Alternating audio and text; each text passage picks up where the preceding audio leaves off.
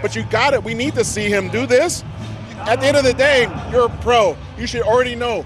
Boom, I'm hitting the shot. Boom, I'm hitting the shot. I'm staring about it. I'm staring at all the fans. I'm letting all the judges know I am that dude. I am that MFer that's going to win.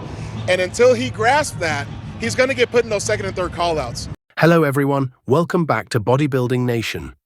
The prejudging for the 2025 Pittsburgh Pro has just concluded, and what an electrifying show it turned out to be.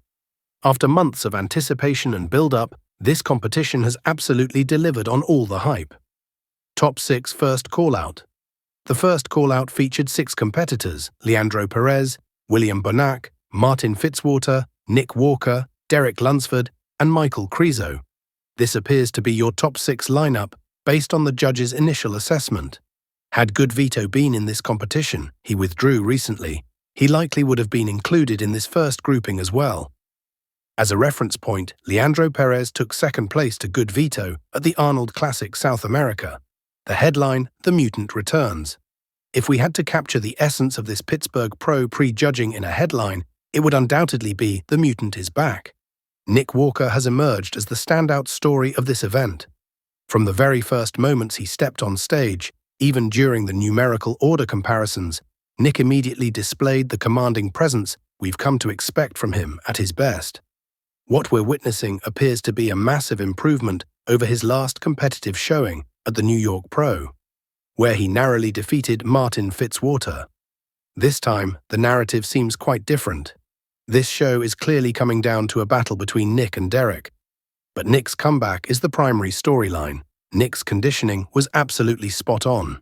He appeared full and dense, with significantly improved midsection control compared to his New York Pro appearance, where his waist control was a major point of criticism. At that show, his midsection appeared distended in several poses, but here in Pittsburgh, those issues seem to have been addressed. His waist looked tighter, his overall package was massive, and his conditioning was exceptional. This version of Nick Walker strongly resembles his 2021 form when he claimed his first Arnold Classic title. Derek Lunsford, slightly off his Arnold peak. As for Derek Lunsford, he certainly brought a quality package to the stage. However, he didn't quite match the phenomenal condition he displayed at the Arnold Classic earlier this year. That said, he definitely looked better than his 2024 Olympia appearance, where he slipped to third place. Derek's presentation could be described as almost as good as the Arnold. The primary difference appeared to be in his lower body, where he seemed to lack some of the fullness that was evident at the Arnold. Conditioning-wise, he was close to his Arnold showing, but not quite as razor-sharp. Martin Fitzwater, size up, detail down. Martin Fitzwater looked considerably larger than his last competitive appearance. He appeared fuller with what looks like added muscle mass, but his conditioning wasn't quite at the same level as Nick and Derek. Based on how the judges arranged the competitors during the first call-out, there's a possibility that William Bonac might place ahead of Martin, potentially pushing Fitzwater out of the top 3. Michael Krizo, massive but incomplete. Michael Krizo looked absolutely enormous and brought excellent conditioning to the stage. All those impressive photos we've seen on social media weren't misleading. He truly is that massive in person. His conditioning was on point and he was full as a house. However, 2 factors appear to be holding Krizo back. First, while impressive, his physique isn't quite as complete as Nick, Derek, and Martin, and possibly Bonac. Second, and perhaps more critically, his posing needs significant improvement. This was particularly evident in his back double biceps pose, where he struggled to fully open up and display his physique effectively. Throughout the comparisons, his posing appeared shaky, and he didn't seem able to hold poses for extended periods. Against elite-level veterans who excel in presentation, these posing issues are particularly detrimental. Stage production, finding the sweet spot. A brief note on the stage production. The Pittsburgh Pro offers an excellent example of compromising between the extremes we've seen at other shows. Unlike the completely black backdrop at shows like the Detroit Pro or the overly busy LED displays at the Olympia, Pittsburgh found a middle ground. They utilized a mostly black LED screen with subtle logos, sponsor graphics, and minimal moving elements. This approach demonstrates that you can maintain high production value and sponsor visibility without creating visual distractions that detract from the athletes' physiques. This balanced approach seems to be exactly what fans have been requesting: high-quality production that doesn't overwhelm the competitors on stage. Final four comparison: the battle for gold. The most crucial call-out featured the presumed top four: Bonac, Derek, Martin and Nick. While the top three will likely include Derek, Martin and Nick as most expected, the prejudging may have shifted many predictions, including mine. Before this show, most analysts had Derek winning, Nick taking second and Martin in third. After watching this top four comparison, I'm now leaning toward Nick taking the victory, Derek in second, Martin in third, and Bonac in fourth. This feels reminiscent of the Arnold Classic situation, where Samson Dowder seemed like the clear pre-show favorite, but was ultimately defeated.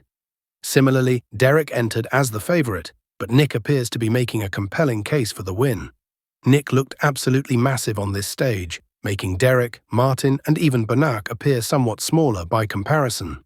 He brought tremendous size while keeping his waist tight, and his conditioning was spot on. Nick was undeniably 100% dialed in. Derek, as mentioned earlier, seemed slightly off from his Arnold showing, but still better than his Olympia appearance. Martin clearly added size, but didn't bring the conditioning necessary to break into the top two positions. Implications for the Olympia. If Nick does indeed win this show, the implications for the Olympia landscape are enormous. Consider this: Derek recently defeated the reigning Mr. Olympia Samson Dowder at the Arnold Classic, which positioned Derek as a potential favorite heading into the Olympia. If Nick now defeats Derek here, does that make Nick a frontrunner for the Olympia title? This result would firmly re-establish Nick in the conversation as one of the world's elite bodybuilders and position him as a serious threat for the Olympia crown. After periods where some questioned his future at the top level, this would be a dramatic statement that Nick Walker remains a force to be reckoned with. Final prejudging predictions. Based on what we saw during prejudging, here's my current prediction: Nick Walker, Derek Lunsford, Martin Fitzwater, William Bonac, Michael Krizo.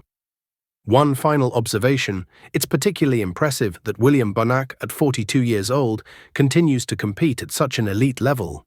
He's holding his own against some of the world's best bodybuilders, which speaks volumes about his genetics, work ethic, and competitive spirit. What are your thoughts on the prejudging?